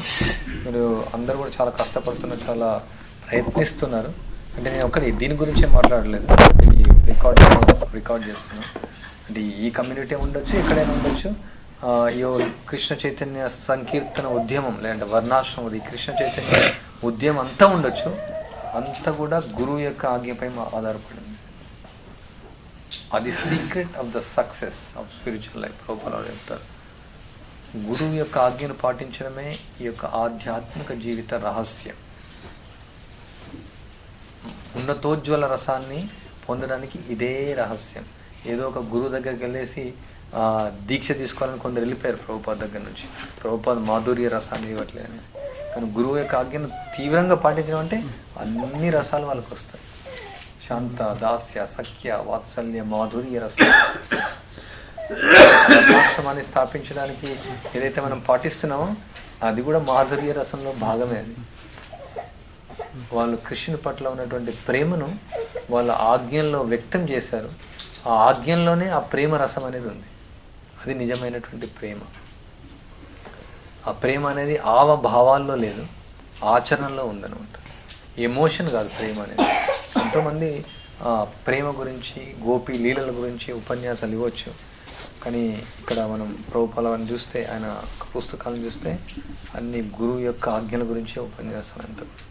ఆయన భక్తి సిద్ధాంత ఠాకూర్ యొక్క ఆదేశం అది, భక్తి వినోద్ ఠాకూర్ ఆదేశం, కృష్ణుని యొక్క ఆజ్ఞ ఇది, కృష్ణుడు ఇచ్చినటువంటి జీవన విధానం. ఇది ఎంతో ఉన్నతమైంది, మనకు లభించింది. దానిలో మనం అంటే మామూలుగా ప్రారంభంలో ఉంటుంది, చాలా తీవ్రత అని ఉంటుంది. కొన్ని రోజులు అయిన తర్వాత కూడా క్రమక్రమంగా కాంప్లిసెంట్ అవుతాం మనం. Take it easy. ఏ దానిలోనైనా జపంలో ఉండొచ్చు, రీడింగ్లో ఉండొచ్చు, హారతిలో ఉండొచ్చు. అంటే ఇక్కడ 90 ఏళ్ళ వయసులో ఉన్న వాళ్ళు ఒక 10 మంది ఉన్నారు. వాళ్ళు ఏం చేస్తారంటే పాడడం కూడా కష్టం వాళ్ళకు నిలబడడం కూడా నిలబడలేరు. వాళ్ళకు ఇప్పుడే నొప్పులు అనమాట. ఉన్నదే 10 ఏళ్ళు 8 ఏళ్ళు 12. ఇప్పుడు నాట్యము చేయలేరు. ప్రతిసారి నాట్యం చేయమని చెప్పాలి వీళ్ళకు. అంటే 90 ఏళ్ళలాగా అయిపోయారు వాళ్ళు. అంటే కలియుగం యొక్క పరిణామం. 10 ఏళ్ళు వాళ్ళు 90 ఏళ్ళలాగా అయిపోయారు. అంటే స్టార్టింగ్లో బాగా నాట్యం చేసేవాళ్ళు, తర్వాత కొన్ని రోజులు ఏంటంటే మామూలుగా. అంటే వాళ్ళకి ఆ ఉద్దేశం తెలియదు అనమాట. అంటే ఇక ఉత్సాహంగా ఉండడం, ఈ ఉత్సాహంగా ఇక ఆజ్ఞలు పాటించడం, ఇది ఎంతో గొప్ప విషయం మనకు దొరికింది, గొప్ప విషయం లభించింది. ఇది పెద్ద టాస్క్, ఇది ఒక విప్లవాత్మకమైనటువంటిది. ఇది దీనిలో రోజు రోజు నవ రసాన్ని మనం ఆస్వాదించవచ్చు. దీనిలో మనం గురువు యొక్క ఆజ్ఞలు పాటిస్తుంటే రోజు రోజు అద్భుతాలు జరుగుతూ ఉంటాయి. కీర్తనలో నృత్యం చేయడం కూడా గురువు యొక్క ఆజ్ఞ. మహారాజ్ ఎన్నోసార్లు చెప్పారు, ఎన్నోసార్లు ఇక్కడ చెప్పడం జరిగింది. కానీ ఆయన చాలాసార్లు కొన్ని కీర్తనలు నిలబడతారు, పాడరు. ఇది భవిష్యత్తులో చాలా పిల్లర్స్ అవసరం. మనం పెద్ద పెద్ద హాల్స్ పిల్లర్ లాగా ఉపయోగించవచ్చు కూడా, స్తంభాలాగా పెట్టుకోవచ్చు. కొంచెం కూడా కదలరు అనమాట. ప్రతిరోజు చెప్తుండాలి డ్యాన్స్ చేయండి, డ్యాన్స్ చేయండి, డ్యాన్స్ చేయండి. అంటే భగవంతుని నామం మనం వింటున్నామంటే నాట్యం చేయాలంతే, సహజంగా రావాలి. కొంచెం మృదంగా వాజే అంటే ఇక మృదంగం విన్నామంటే కొంచెం కదలాలి. కనీసం కదలకుండా మెదలకుండా స్థాయి భావాన్ని వ్యక్తం చేస్తుంటారు చాలామంది. హరే కృష్ణ హరే కృష్ణ కృష్ణ కృష్ణ హరే హరే రామ ప్రభుపాద్ కీ జై, భాగవతం కీ జై.